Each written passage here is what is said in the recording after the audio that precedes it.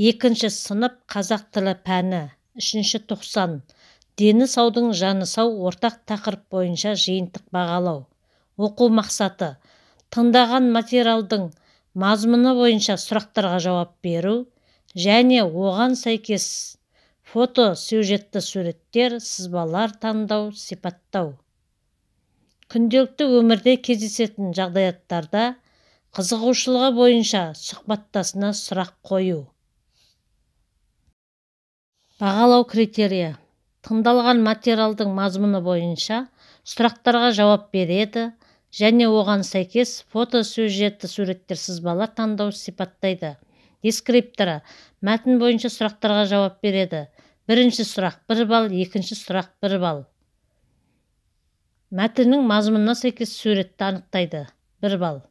Екінші тапсырма: берілген ақпаратқа қатысты таныс сөздер мен сөз тіркестерін қолданып диалог құрастырады. Дескрипторы: сөздер мен сөз тіркестерінен сұрақ құрастыруда 1 балл. Сұрақтарды орынды қолданады 1 балл.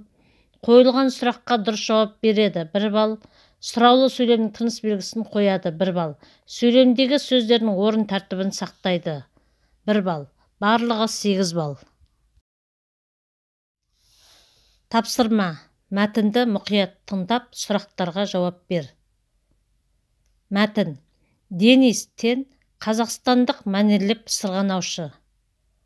Ол мәнерлеп сырғанаудан қола және күміс медальдар алған. Денис Тен Қазақстанның 3 дүркін чемпионы, спорт шебері. Ол икемді, мықты спортшы.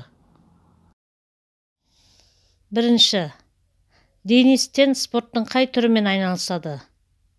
А нұсқасы: мәнерлеп сырғанау.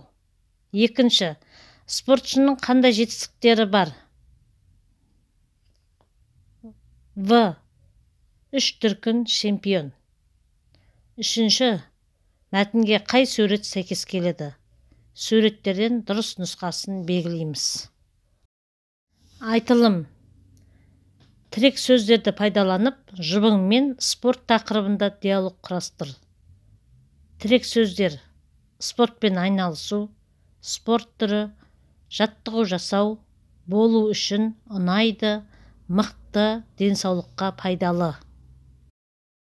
Менің каналыма тіркеліп, осы тапсырманың толық нұсқасын жауабымен бірге алуға болады.